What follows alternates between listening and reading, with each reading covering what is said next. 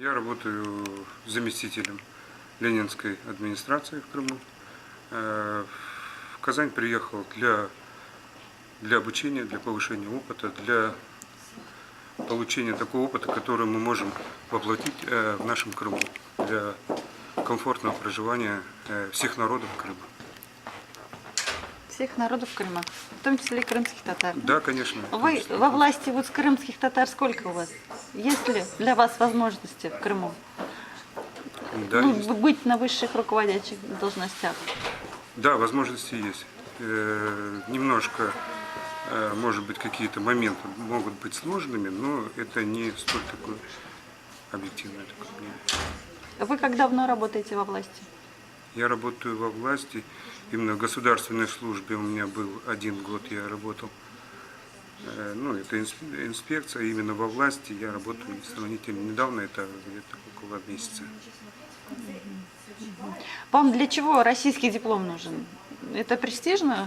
Это поможет Это в вашей карьере? не то, что престижно, это мы должны изучить все законы Российской Федерации, как бы и применить это на улучшение социально-экономических условий в нашем Крыму.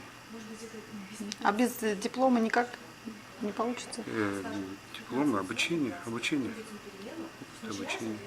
Тут не столь важен диплом, а столько те знания, Ну вот вы которые сейчас мы получим прикоснулись здесь. к российскому законодательству, может, какое-то представление получили, система власти. И сложно? Или это все то же самое, что и в Украине? Вроде бы методы Нет, эффективного управления, они одни во всем мире. Федеративно-правовое государство. Нет, сложности какие-то есть, определенные есть, может быть, сложности, но это все преодолимо, если этим заниматься, если это обучаться этому, то все это будет. А ваши друзья, родственники, ну, они трудоустроены, у них есть работа, крымских татар, я имею в виду.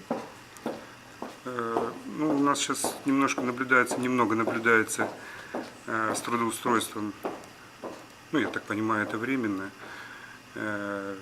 сокращение идет в связи с реорганизациями различных учреждений, как госучреждений, так и других учреждений. И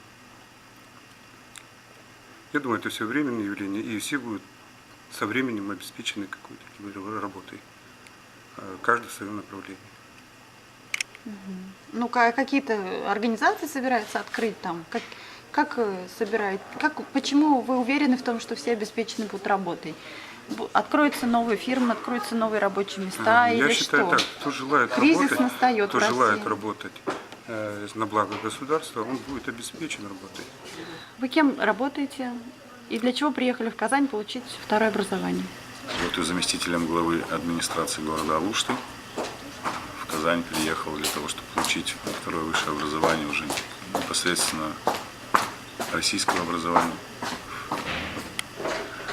в области муниципального государственного управления, чтобы ознакомиться со всеми законами Российской Федерации, использовать опыт, который уже за эти годы существует, и переложить все эти знания, полученные уже непосредственно в руководство как города, так и республики. Вот вы сейчас прикоснулись к российскому законодательству, системе власти российской. У вас стало больше прав или меньше прав? Какая разница между тем, что было и что сейчас? Законы – это только права. Полномочия, ответственность?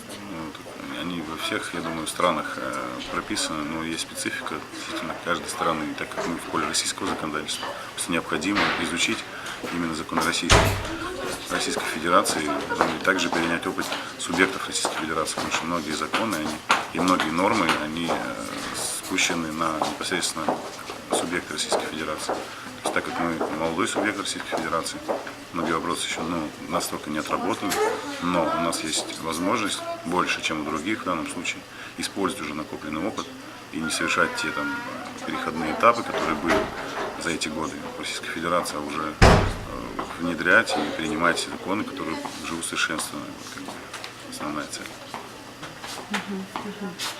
Есть ли для крымских татар возможности сделать карьеру? И есть ли крымские татары во власти?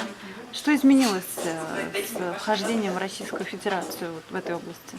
Возможности быть во власти есть у всех, то есть вне зависимости, это крымский татарин, русский, не знаю, армянин, болгарин, То есть, на самом деле, нужны специалисты во власти.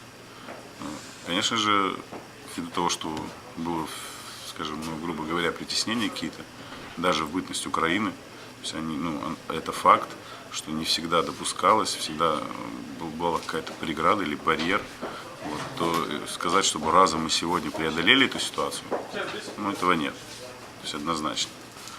Присутствуют ли в таком количестве, скажем, грубо говоря, в пропорциональном, если говорить об этом, крымские татары в органах местной власти, то ввиду некоторых событий, которые были в течение 2014 года, то они не представлены. Но мы занимаемся этим вопросом однозначно.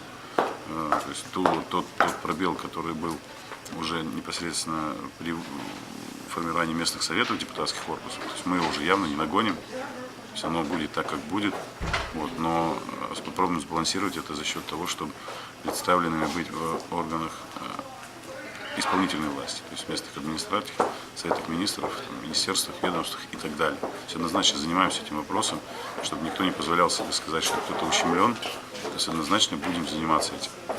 Будем заниматься и будем рекомендовать людей, будем их обучать. Ну, вот, как вы видите, вот один из этих проектов сегодня уже работает. То есть однозначно людей нужно обучать и готовить к этому. То есть мы надеемся, что за ближайшие годы мы подготовим достаточно много грамотных специалистов, и этот баланс он будет выровнен, и не будет какого-то ущемления там, с той или с другой стороны.